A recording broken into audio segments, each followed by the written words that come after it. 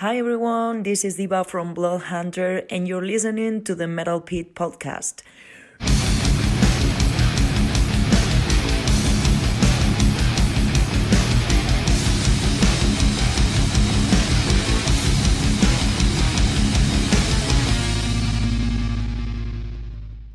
Okay, welcome to the Metal Pit podcast, where we delve deep into the albums and bands that shaped metal.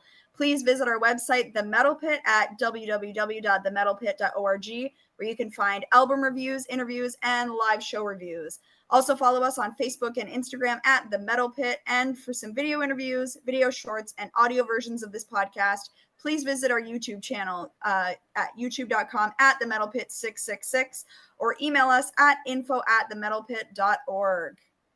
Okay, I am here today with Jim and Kenny. How are you guys doing? Good. Hello. Awesome. Glad to be here. Yes, after many technical difficulties, we are here and we are ready to talk about metal. Heck yeah. Right.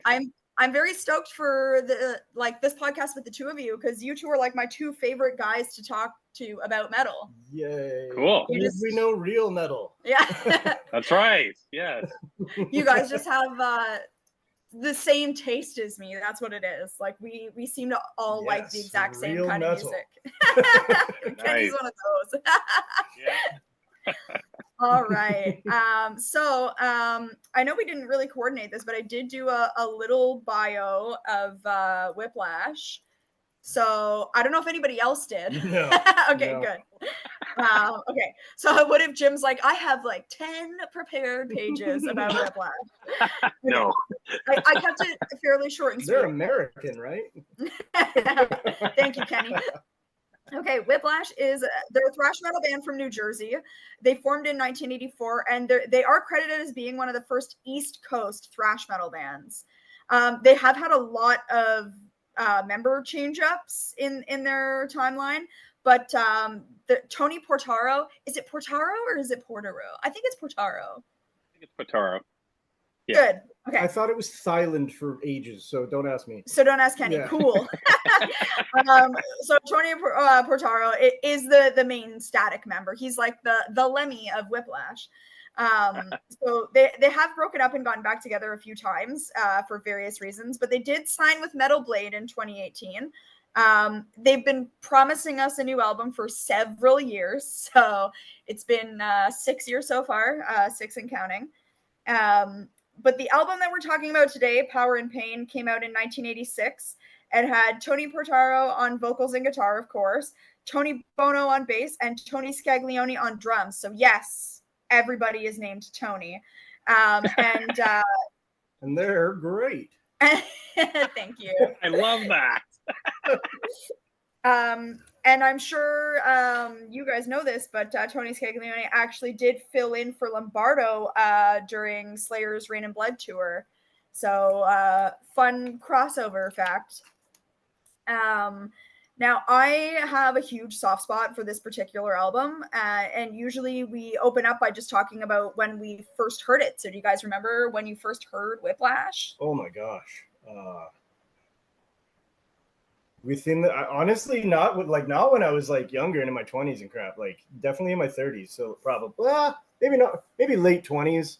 So like within the past 7 years at some point. I don't remember the instance, but that's fair. Yeah. Hey, so maybe when they signed on to Metal Blade. Sorry for snorting. No, I don't. What's your problem with Metal Blade?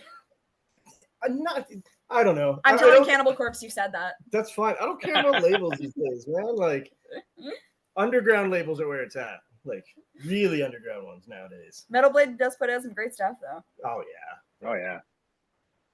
Jim, do you remember when you first heard them? Yeah, I had a buddy, so I'm a little bit older than you guys. So I had a friend, back in 86, 87, used to go to Florida every year, and he'd bring back a lot of cassettes from Florida. That's where I got the Metal Massacre ones from when I was younger and that sort of thing, and all copies. So I think he brought back Ticket to Mayhem, and then we went back and got Power and Pain. So I was like right at 87 when I got into them, and they're freaking fantastic. I mean, they were amazing. You think of the year this came out in 1986, and I know we're going to be doing our top metal albums of '86. So, I mean, this is just the threshold of everything thrash, heavy metal. I mean, these are the golden years for sure. But yeah, I remember the first time I saw the cover and it blew me away. But really liked the Ticket to Mayhem album as well. And we went back and got it. He would bring them back, and I would just copy them. It was awesome. Man, so you're in on the ground floor, like right when they came out. Oh, that's badass. I wasn't even a gleam in my father's eye yet. Like, I'm 53. So in 86, I would have been 15. So, at that point, it was heavy metal. I don't think I touched a boob yet. So I was all good. So, I was still in that really focused stage. Oh, fuck yeah. Anyway. When I was 2010 to 2012, I was doing a metal radio show in Windsor called Auditory Suffering, just on the Windsor University radio. But that would have been when I first heard Whiplash, and I was just like, "This is fucking amazing!" Yeah, they're one of those bands that they just hit me right away. Like I was like, yep, this is perfect. No notes. Just great. Yeah. No, I agree. And the sad thing is about the band is they should have been a lot bigger. Yes. They should have had more of a discography. But I mean, if you look at Wikipedia and you look at the revolving door of members, I mean, that obviously didn't help. But I mean, these guys were a leader on East Coast thrash movement, right up there with Overkill, Napalm Death, Nuclear Assault. You've got, even Municipal Waste, Anthrax. So, they're one of the top. They're one of the big four from the East Coast for sure. Absolutely, yeah. Yeah. I was like, I have a lot of thoughts on that because it is really depressing when you kind of have this band that you're like, you should have been bigger, because bands that I don't think are as good as you just achieved so much more. But the revolving door of members does kind of, especially when I was doing the bio and I was reading, and it was like, okay, well then there was a bad business decision, and then it was financial reasons, and then this guy died, and I was like, oh my gosh. Yeah. So sometimes it is like that, where it's like people aren't organized enough to launch themselves into success. I think they would have made it bigger if they came out in Europe rather than the States at the time. Just because to me, sonically, they fit kind of like more in with some of the styles of thrash in Europe rather than some of the American stuff. Like, especially if you're listening to like a lot of crossover shit like XL and all that, like Whiplash is a little bit different breed, It's they have I mean, I do love a lot of American thrash, obviously, but they do have that like Creator Sodom sound where it's just like those really harsh vocals, and the songwriting isn't as I want to say it's like a little less polished, but in like a better way. I agree with you a lot about that. I find American thrash, like compared to the Teutonic thrash, it's definitely more organized and more like, I find Creator's first albums were just, well, actually pretty much their whole catalog, except for a little bit of the dark time in the 90s, it's just go for it.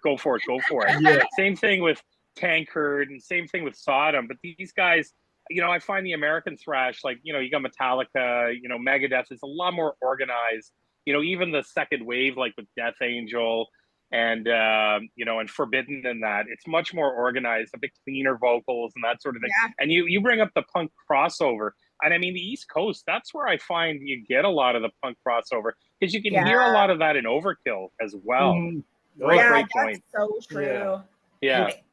It's just so funny because in a way it's almost like it feels like American thrash had that like new wave of British heavy metal influence when it comes to that, like the songwriting. Oh gosh, yeah. But I love punk infused metal so much. Like that's, I mean, well, you know how much I love Venom. Like I like metal that sounds kind of like it listened to a lot of Motorhead. Oh shit, yeah.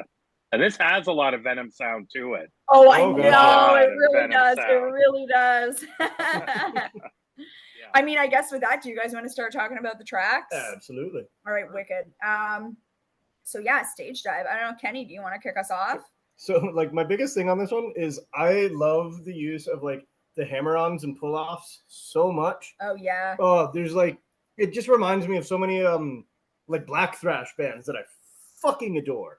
Like both like older ones and newer ones. Like Death Hammer uses a lot of that type of shit. And it's so reminiscent of that. I adore it. Like, oh, it's so He good. always makes me wish I were a better guitar player. Yeah. Oh my god. Like I can't play like that to save my life. I'm a caveman. Yeah. Jim, what's your vibe with this song?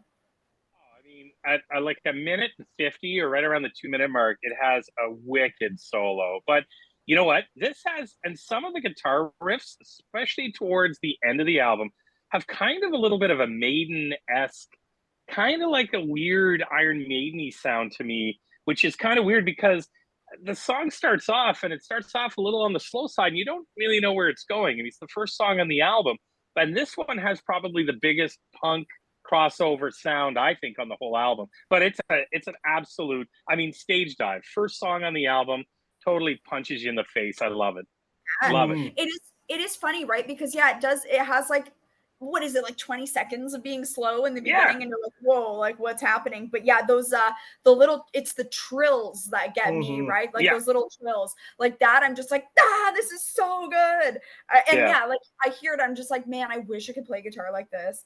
But it just like, this is a song that kind of just gets your heart rate up, which I love, because I do think it's a great first song, because you're like, okay, I get what I am in for, like when I listen to this album. It's a good yep, okay, this is what we're about, and this is what you are signing up for. Absolutely. Yeah. So for anybody listening who can't see us, Kenny and I are both gingers, so we'll tread lightly when we talk about Red Bomb. Well, it's funny that you say that, because like Red Bomb, it gives me old school Destruction vibes. And actually, one of the things I love about my poofy hair is I can get the old school Destruction hair, like the big poofy hair. Oh, it's killer. So yeah, Red Bomb gives me like some really, really old school Destruction vibes. I don't know why. I might be the only one that hears it, but I do. I think it makes sense. Yeah. Yeah. Specifically like Sentence of Death and Infernal Overkill. Like, before the Eternal Devastation. This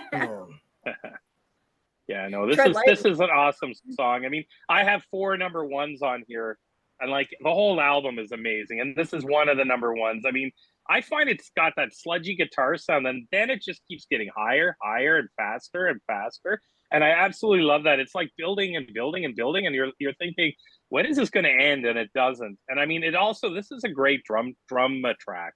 Oh, I think that's probably where you're getting that from, Kenny, because I agree with you 100%. As soon as you said it, boom, I started sliding in different songs I was thinking of as well. And I was like, oh, yeah, no, it sounds a lot like that. But I mean, and the vocals on the whole album are awesome. But this one, they really, really stand out. Yeah. I mean, listen, as like a huge Venom and Motorhead fan, I love songs about sex workers. And this one's even better because it's about a redhead. And I would like to point out that he clearly does dig the redhead, because he does say that she's worth the fee and that she is no cheap thrill. Nice. And yeah, plus the riff is sick. And I mean, it's a hot take, but I think Ginger should be honored to have this song in their arsenal. I'm not complaining. Yeah, I'm not complaining either. I do sometimes when you can take like a photo on Instagram and you just have a song in the background, I will use Red Bomb sometimes. Nice. It's like, what, 3 people are gonna know the song, and it's gonna be like you and me. But I do love it. I think it's a good. I mean, again, especially like Jim and I have done a few like Motorhead albums before, and like obviously I've done some Venom albums, and like you gotta have that one song that's about a sex worker every single time. Yeah. It's a must. It was the 80s. Yeah, it was the 80s. It's true. We should try to bring that back, especially this one, because it's just like kind of her life and just being like, yeah, she's worth every penny. Good for her. All right, so Last Man Alive. This is apparently their #1 song according to Spotify. So No shit. yeah, Kenny, what do you Really? think? Yeah. That is fascinating. One of the things I really like about it is some of the riffs have like an almost epic feel, not epic in like Candlemass or something, but like it has a quality there that like gives me an epic feel, makes me put my fist in the air, you know? Yeah. It just really has that feel more than any of the other songs on the album. Like it gives me that vibe. Mm-hmm. Yeah, I agree. I agree. It's kind of an anthemic song. There's a couple of them on here, but I think the mini riffs kind of tied together really kind of top this. I mean, this song is amazing, and it is like I have a #1 beside it, and I have 3 more. Jeez, I got to stop writing #1s. But and it's got another killer solo on it, and it was hard for me to pin down which solo I liked the best. But I did pick one. But then I think I want another one. But anyways, this one's really, really good. And I love the kind of vocals towards the end of the song too. They start getting, a little heavier. But I mean, and at the start, they're really, really fast and clean. So, and it's just a pounder of a song. I mean, this is, you're 3 songs in and it's just not letting up at all. You know exactly what you're in for with this album right now. And as you look at the other titles of all the rest of the songs coming up, you're just like, oh, this is going to get better and better and better, for sure. Yeah. Mm-hmm. Yeah. It's funny. Like I was also surprised actually when I saw that this was their #1. Yeah. Like on Spotify, like the most listened to. I mean, I get it because the riff is catchy as hell. But I mean, I just think this is a well-written song. Yeah. Like the structure of this, I think is like even like the vocal harmony is good. Like there's something kind of like catchy about it. Mm-hmm. I mean, as catchy as like this kind of thrash metal can be. Mm-hmm. It's not like my #1, but I could totally see why it would be someone else's. Yeah. It's a really, really good song. But yeah, like the thing with this album is like it's like this 9-track banger album that like there's nothing bad on it. There isn't. No. I mean, and obviously like no shades to bands who do this, but like there isn't like a soft instrumental. There's nothing to break it up. It's just like getting pummeled in the face the entire time and then it's done. Mm-hmm. And I love albums like that where you're just like I love every song. There's nothing bad on here, and it almost like it doesn't even break it up. You're just like, nope, it's just banger, banger, banger, banger the entire time. Mm-hmm. And there's no bloat. You're right. This album has no bloat on it. So there's no tracks. Yeah. There's no covers. There's no intros. There's no instrumentals. And I don't mind that on albums. Don't get me wrong. But like sometimes, they throw something on there and you're like, oh, geez, they should have just put on another original track where they should have stopped at 10. Yeah. I'm against, like, if you're going to go higher than 10 songs on an album, you want to throw on maybe a live track or 2 or something kind of a cool hidden track or something, but not really like, like I'll give an example, like the newest Metallica album is massively bloated. I mean, I think it's got 17 songs on it. And then like by the 3rd song, you're like, okay, this just keeps repeating itself over and over again. And that's the problem. If they would have picked maybe 10 songs and maybe threw on, I don't know, something from Kill 'Em All Live, then I'd like it a lot better. Yeah, it's true.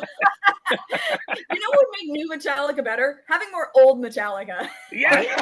I'm a firm believer that if new Metallica decided to go in a doomier direction, they would be so good. Yeah, but they would also have no fan base because they wouldn't. No, they wouldn't. But they would sound better.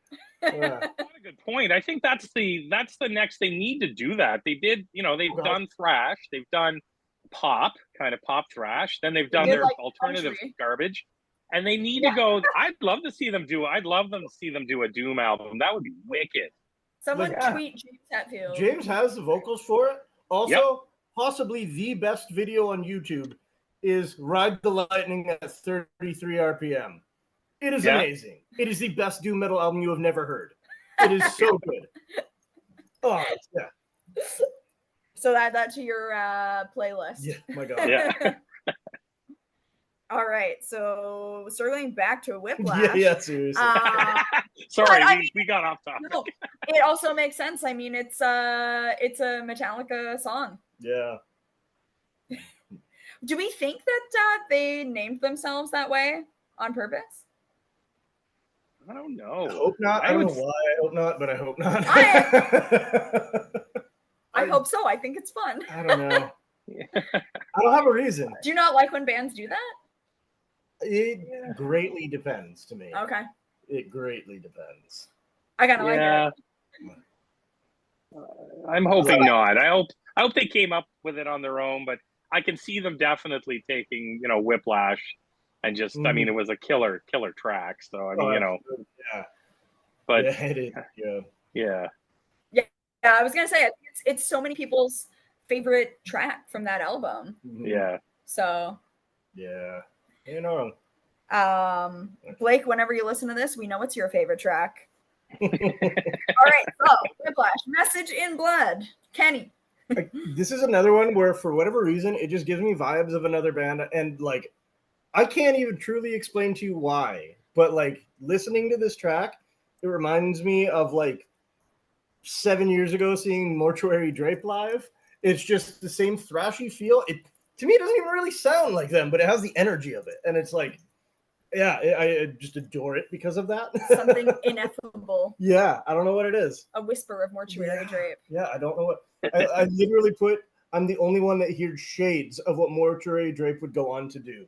I'm like, that's what it makes me think of. I cannot justify it in any way, but it just speaks to you that way, Kenny. Yeah. I get it. What about you, Jim? Oh, I mean, the song's wicked. I mean, the intro with the drums and guitars, then it fades and it totally cuts. So you're like, okay, and then the song just rips in, and I mean, it starts off, Message in Blood. It's just, I mean, fast solo, the directional changes in the song. I mean, it's just, and then the guitar kind of starts to fade out at the end. So it's it kind of bookends the song a little bit. And then the drums kind of cut in right at the end and kind of finish it off. But yeah, it's another wicked thrash song. I mean, I love it. It's got a good spot on the album. Fourth song. Yeah. You're coming into some even more heavier songs, but it's a great song. I love it. It's funny, right? Because my notes were similar when I was like, this is kind of everything that you want in a thrash song. Yeah. If someone's like, give me the thrash elements, this is like the song you would give them. Yeah. But it's funny because I'm not a person who really pays attention to lyrics. But when I was, going over this again, I was like, I never pay attention to lyrics, so I should read through them. And actually, I really do respect the structure of their lyrics.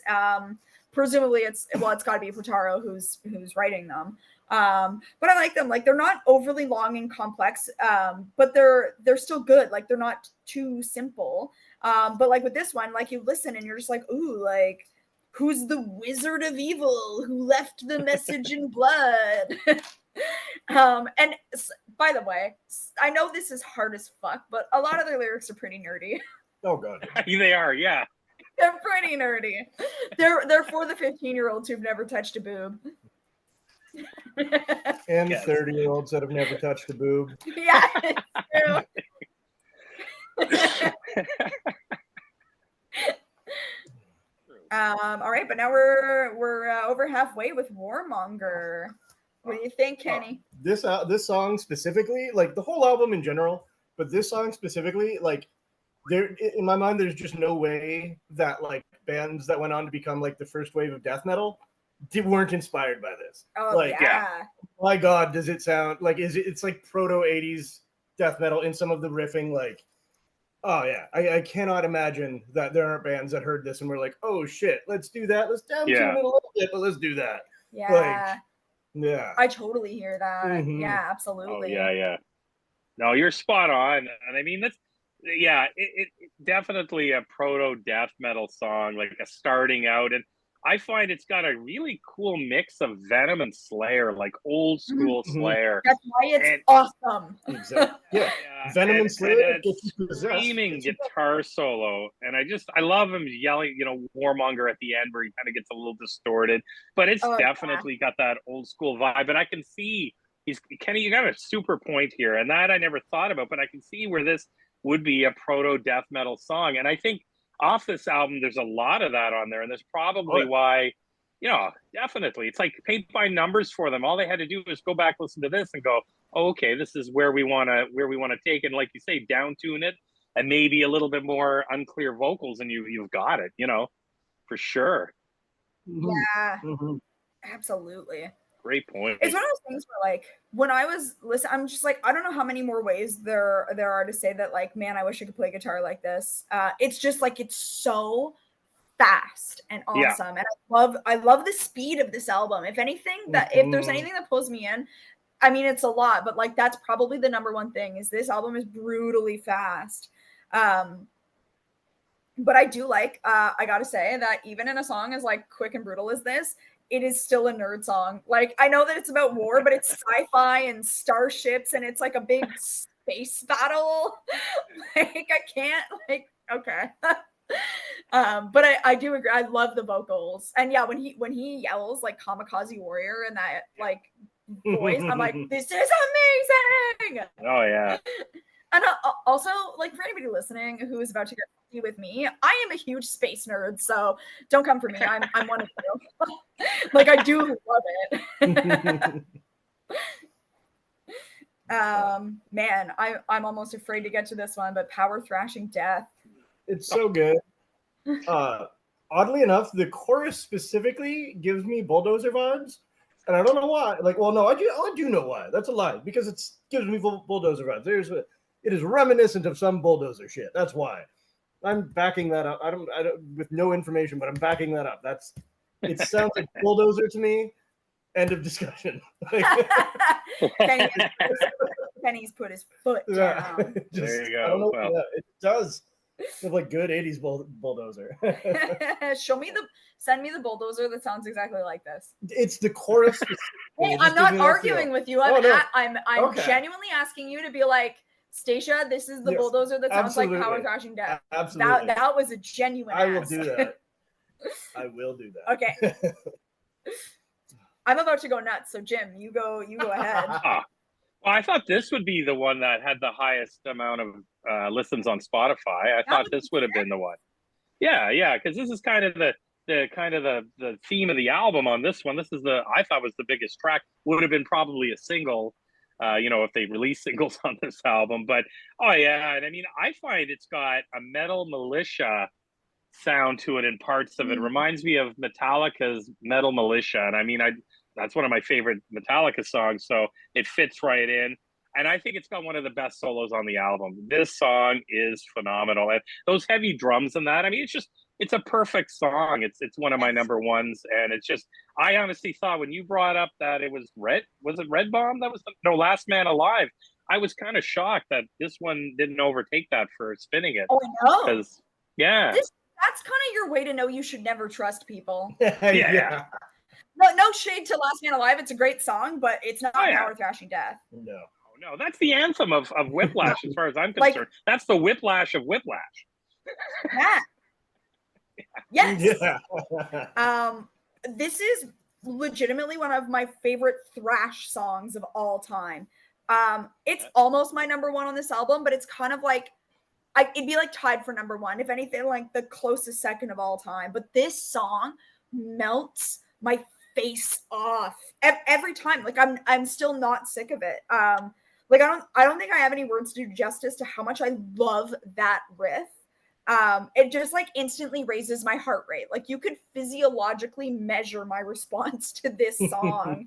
And I actually love the lyrics too. Like, I really think that it speaks to people who do find like comfort and release in metal. It's kind of like a great way to describe that catharsis that you get. Like, if you are a metalhead, it is an interesting phenomenon. Like, just that kind of like sense of euphoria you get when you're like at a metal show or listening to metal, and reading through the lyrics, you're like, oh man, like I fucking get it. And then it's like got the sickest riff ever behind it. This is like a full face melter. I love this song so much. I can't say enough good things about this song. It is true. The fact that Last Man Alive is above this is bullshit. Yeah.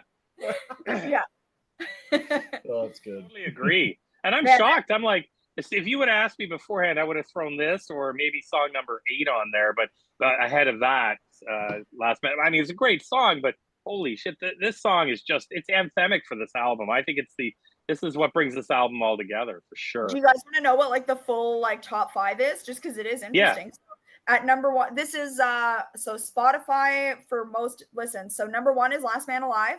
Number two, Power Thrashing Death. Number three, we're switching albums to The Burning of Atlanta. Number four is Stage Dive, and number five is Spit on Your Grave. Oh yeah, I would have picked. Yeah, Spit on Your Grave would be in my top 5. Not to give anything away. Yeah. We'll get there, Jim. But yeah, that's the top 5 on Spotify when you click on. Wow. All right, Wow. but going to a song that was not in the top 5, track 7, Stirring the Cauldron. Kenny. So what I find with this one, it's like compared to the rest of the album, it's like a bit more like straightforward, like chuggy, and like at least in terms of the full album, a bit more mid-paced than some of the stuff. That's true. And I honestly, I'm a sucker for mid-paced thrash, so like I dig it. Yeah. But I really enjoy this track. Like I can see how it can be a little bit less intense than some of the other tunes, but like I dig it. I'm a fan. Yeah, that's super fair. Jim? Yeah, it's definitely got a lot of technical elements, but I think it's got a massive Venom sound, massive Venom vocals on this. It could fit on those early Venom, albums easily. The way I must have listened to it 10 times over the weekend just to kind of, and this was one of my favorite ones I kept going back to. And I mean, it's a kick-ass song, but I agree. It's got some technical elements to it and definitely mid-paced. But I think that's great because you've got it slammed between two like friggin' burners of a songs, the next one coming up and the one that it just left. So it kind of has a perfect spot on the album. You know what's funny? Because I was thinking when I listened, because I love every song on this album. There isn't a song I don't love, but like, man, it's between two fucking bands. Like, it's one of those things where you're like, you could be like an attractive person, but you're standing between two supermodels, and you're like, great. And that is this song. I think the vocals in this are interesting, right? They sort of have like a weird little echo or something. Like there is like some kind of effect that's pretty funny. But I love it just because it's like Halloweeny, it's spooky, it's just got that like cool vibe, and it does have that like venomy sound. But it's funny though too, because even when he's like talking about the witching hour, all I can think of is Venom, witching hour. But yeah, I do love it. I think it's just it's like Halloween thrash, which is perfect. Like so up my alley. Like again, this album doesn't have a bad song. No. And I think this song would sound good in the original, like old school Venom production. Oh yeah. I mean, this isn't a massively produced album, but compared to the original Venom album, but I'd love to hear it like that, where it would sound so cool. Yeah. Yeah. Someone should spearhead that because I would love that. Yeah, for sure. It is actually funny you say that because it goes into my points for the next song. Spit on Your Grave. Great, yeah. All right. Because like it's another song. Like there are so many songs on this album that like if it weren't for the way that like as you said, the production isn't like squeaky clean, but it's not as raw as it could be. Yeah. If it weren't for the production, it reminds me of so many of the earlier black thrash bands. Like there's Bathory riffs that could totally. There's Bathory. There's Mephisto. Like there's so many bands that these riffs could go on their albums if it were recorded a bit more raw. So like, that's just so much. I think that's partly why I love this album so much, because it makes me think of that style. Like I just, in my head, I lump it with some of the like more blackened bands. I totally agree. And like, it has that element for sure. Big time, I totally hear that. Also, I watched Deceased cover this live. It was amazing. Oh, it was nice. so good. That's cool. Opening for Bulldozer. Bulldozer has sponsored Wicked. No. This is, I mean, right from the theme of the song. I mean, it's like I took it from one of my favorite horror movies of all times, I guess you could say. I mean, Spit on Your Grave. Wicked song title. But I mean, it is just so fast and heavy. Great solos. And I mean, the ending scream where he just yells out, "Spit on your grave." And I love it. It's just got a great, one of my favorite ones. And like, it's not fair to Stirring the Cauldron because it's slammed in between these two songs.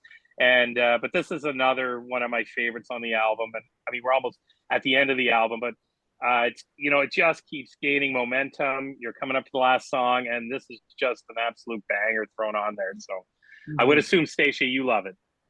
This is one of my favorite songs of all time on this planet. Nice. This is and I have data to back that up. Every single year, this is always in my top Spotify songs. I never get sick of it. This song, this just whips me into a frenzy. It's chaotic. But this was also the first Whiplash song I ever heard. This was the one, and I was like, "What is this song? I love it so much." I've never heard anything like this. It's so good. Yeah. But it's the guitar, the vocals, the evil laughter right before the solo. I am such a sucker for evil laughter. The guitar work is crazy. A minute and a half, that one part that's kind of a minute and a half in, where I'm you're what is happening with the guitars? It's so cool. It's everything I love.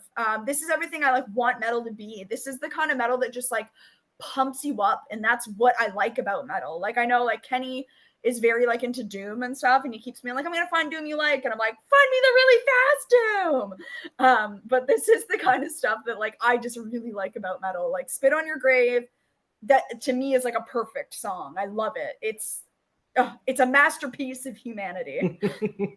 No, it's awesome. It's awesome. And I agree. It would sound cool in that sort of original. I think this album would sound cool, produced in more of a rustic sort of old school way. I mean, I know 1986, it wasn't the top end production, but yeah, I'd love to hear this as maybe an old school Motorhead or Venom-esque, or maybe some early Celtic Frost or something that, from those really rough, or the first Bathory album. Yeah, for sure. It would sound wicked.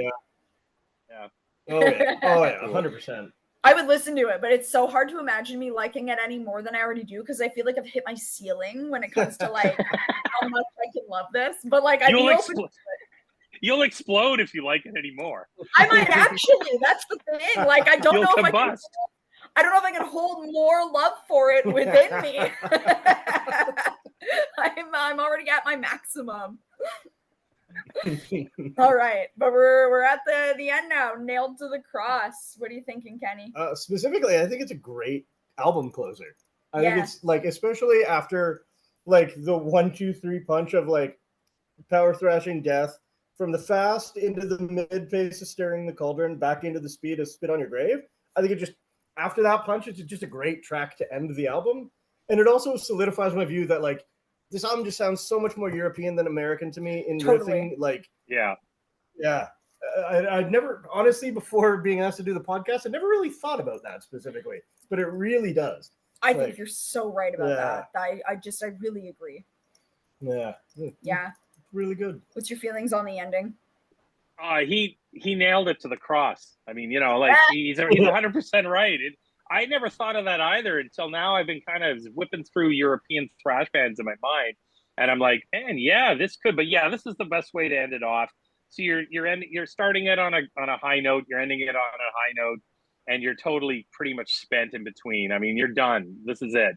And I mean, the distorted guitars, and it sounds so cool. And I love there's a little bit more of a guttural scream towards the end in that. And then at the end, you've got the hammering the nails. And I mean, the name of it, Nailed to the Cross, could be a Slayer song. It's wicked. It got a great, I love the title of the song. It's awesome. It's just a great way to end off a monster of an album. It really is. That opening guitar is so sick in this song. But yeah, I really do love that they don't really, I guess During the Cauldron is the closest if that's the closest you come to slowing down, this is the album for me. This is the album for me. But yeah, I think this might be my third favorite, just because the vocals are so intense and I love it. But yeah, what a great album. Mm-hmm. So then usually what we do at the end is we talk about if anybody's ever seen them live. I have not. The closest I have seen is seeing Deceased cover Spit on Your Grave. That's about it. I've also never seen them live. No, me neither. But they did play Montreal last year with, I think they co-headlined with Razor. Oh, shit. So Razor's Oh, new wow. album, they did, Razor's new album, and I know it was Razor and Whiplash, and oh man, that would have been I think it was at like the Piranha Bar or something, and they played with a couple of local bands there, but apparently it was a kick-ass show. I mean, Razor, and they had a new album out, I think last year or the year before. Absolutely amazing. Yeah. Oh, that would have that's been a killer. really Yeah, good my one. God. Yeah, because Razor's Yeah. still good too. Like, Yeah. Oh yeah. Yeah. God, Man. All right. Are you guys ready for the really hard part? Oh man. Well, we have our so we always do a top 10, and this time we're doing our top 10 albums of 1986. Now, I don't know about you two. We haven't shared our list with each other, but I know like both of us have kind of talked a little bit. The thing that I struggled with the most when I was doing this was there were bands I liked more than others, but it would be like I like band A more than band B, Yeah. but I like this band B, but this is my favorite band B album, and that's not my favorite band A album. 100%. Right? So Big it was time. like a lot of bands that I'm like, you know, I like this band more, but that's not my favorite album. Whereas I like this band less, but this is my favorite album from them. So that was, yeah. That reason alone is why Pleasure to Kill by Creator is not in my list. Yeah. That reason alone. Yeah. Yep.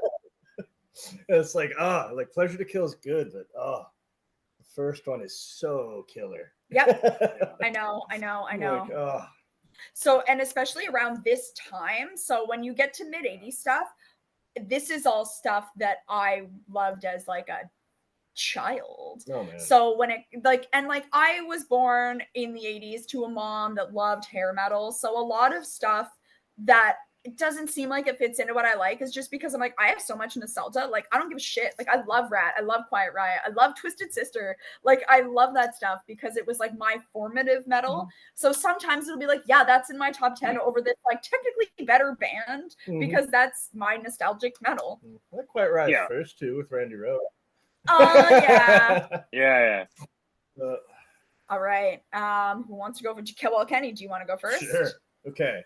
Nice. So go 10-1. Yeah, 10-1. Okay. Yeah. So it was hard to even put it in. Like at first, I had no particular order, and then I was like, wait, in order? Shit. Okay. So in the number 10 place, I have "Darkness Descends" by Dark Angel from the United States. Number 9, I have "Fatal Portrait" by King Diamond from Denmark. Nice. Number 8, I have "Possessed by Fire" by Exhumer from Germany. Number 7 is where I placed "Power and Pain" by Whiplash. Number 6, I have "Unholy Death" by NME from the US. Number 5 is "Hymn to Abramelin" by Messiah from Switzerland. Number 4 is "Metal and Hell /666" by Cat from Poland, with "Metal and Hell" being the English version of the album and 666 being the Polish version of the album. Ooh, nice. In my number 3, I have "Morbid Visions" by Sepultura from Brazil. Oh, yeah. Number 2 is "Bloody Vengeance" by Volcano from Brazil. Oh, that's such a good one. And number 1 is "Obsessed by Cruelty" by Sodom from Germany. So fucking good. Oh yeah. What about Volcano?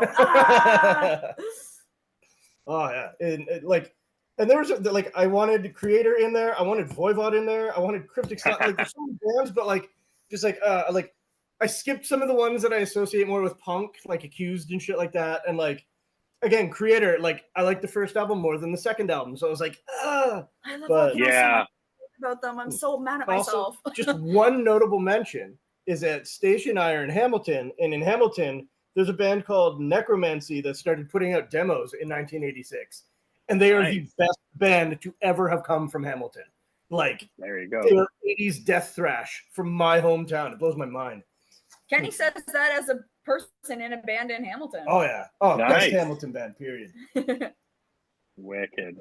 All right, Jim. I'm very stoked for yours. Ah, man. You know, like so many didn't make my list that I wanted to, but anyways, I'm just gonna go right into it. You know, like some of my honorable mentions would be "Morbid Visions" by Sepultura, "Game Over" by Nuclear Assault. I love "Awaken the Guardian" by Fate's Warning, and I wanted to put that in there, but I don't know. I was just going all over the place. Even "Trilogy" from Yngwie. it's kind of a hair metal. I love Yngwie. I know a lot of people don't. And that was kind of his most popular album. Well, one of his most popular, but kind of a big hair metal-y kind of album. I kind of like it. And then, Onslaught, The Force, that would have made my list too. But anyway, so I have and I have a tie for 10. So obviously I went with Voivod with Roar. Great album. Second album, I love the production, the crappy production on the first couple of Voivod albums. I love them. I mean, one of my favorite top 10 albums would be Dimension Atros, but this fits right in there. It's tied with The Dark from Metal Church, their second album, and I love it. Probably better than even the first album. Number 9, I had to throw some love to Motorhead. Whoa. And with Orgasmatron, I mean, had to do it. Number 8, this one was really, really cool. Chastain. So they're an American band with Leather Leone, female singer from the 80s. And they're still going, and she still goes like in a solo. This is Ruler of the Wasteland. It's really good. It's got a killer song on it. The Battle of Nevermore. They're probably more like a new wave of British heavy metal band with a bit of an American twist on it. This album, I put down Whiplash as number 7. I went with Somewhere in Time, Iron Maiden. My first concert that I saw was Power Slave, Iron Maiden, and Twisted Sister in 1984, I believe it was. So, I mean, this was a follow-up. So I absolutely love it. And I measure every show I see against that show. Number 5, Pleasure to Kill, Creator. Had to throw that on there. One of my favorite Creator songs, Ripping Corpse. I love Creator. I agree their first album's probably better, but I really, really like this album. Megadeth's one of my favorite bands, so I had to throw that in there with Peace Sells. Not my favorite. I like So Far, So Good, So What, and the first album a lot better than this, but I threw that on there. Number 3, Fatal Portrait, King Diamond. I mean, Halloween, the song, the candle, the whole album is amazing. And I was texting Staicha like 2 nights ago, and I was like, man, I'm going through this list of albums I haven't listened to in a while, and I'm just playing them through like, holy cow, I'm supposed to be getting ready for this podcast, but I'm playing all these other albums. Number 2, got to go with Rain and Blood, Slayer. Angel of Death, but not my favorite Slayer album. I go with South of Heaven for that, but still. And then my number 1's got to be Master of Puppets, Metallica. I had to throw that in there.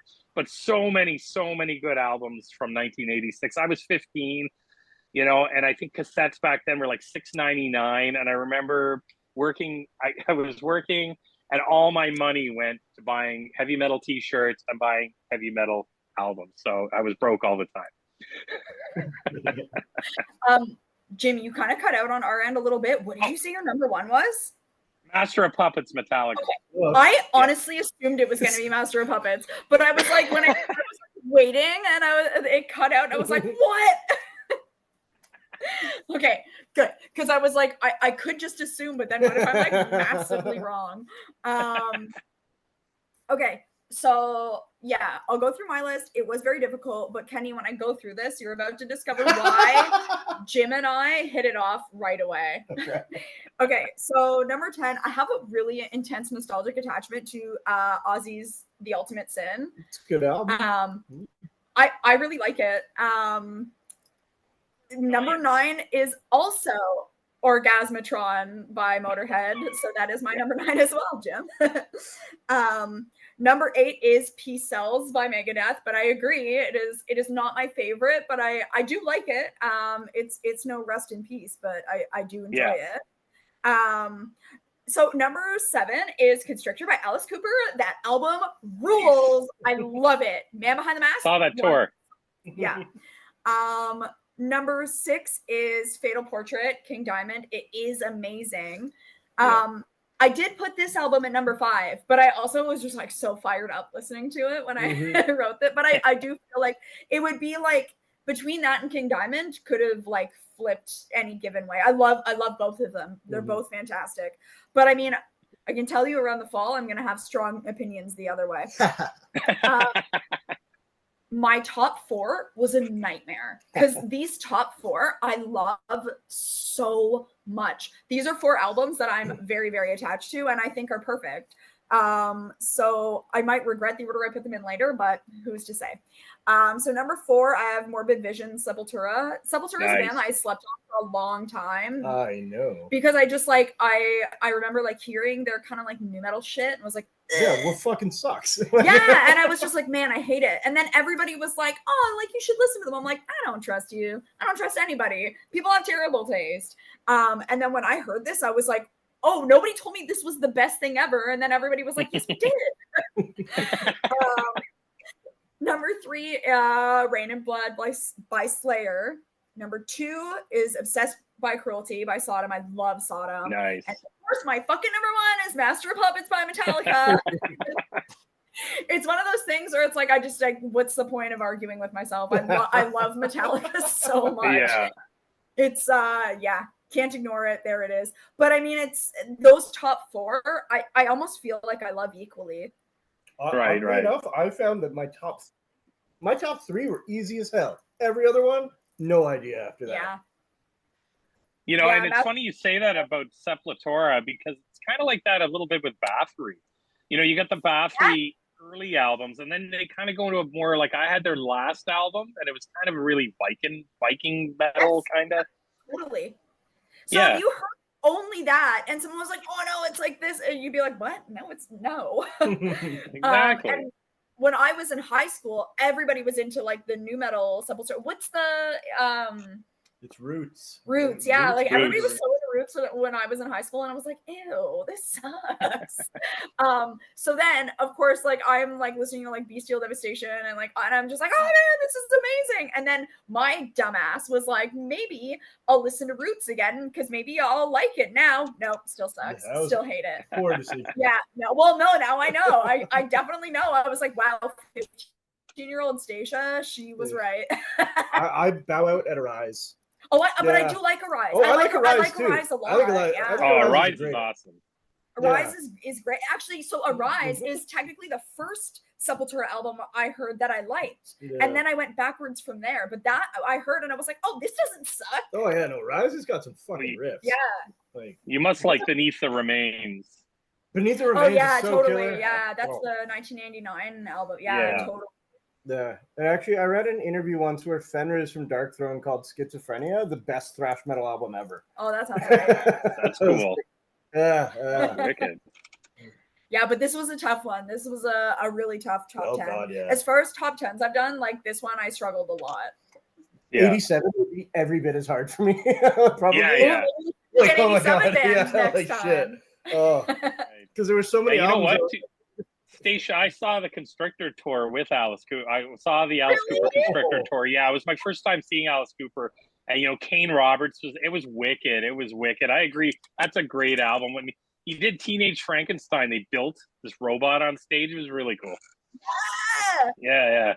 It's really cool. He did that last time I saw him live not too long ago, actually. But yeah, he's great. I love his live performances.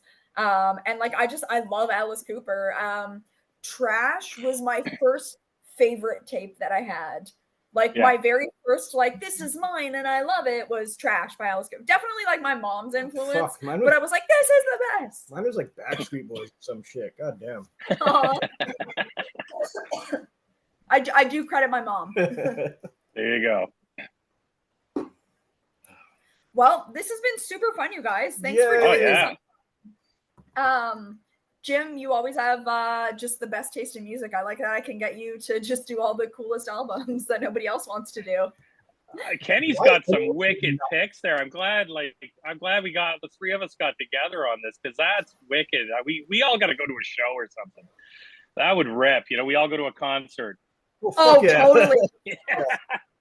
It's funny, Jim, because so Kenny works for me actually. So I was driving him home from work and I was like, man, I'm so excited for you to meet Jim. I was like, he's just the best. He literally makes me want to go to the East Coast because I just imagine that everybody's like Jim and they're just super nice, friendly people. And I was like, I will literally go there and just to go have a beer with this guy. But yeah, so I will travel to the East Coast and we can go to a show. Shit, yeah.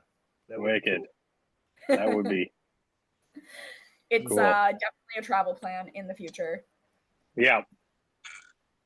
Definitely. All right. Well, thank you guys for joining me, and thank you to everybody else for listening.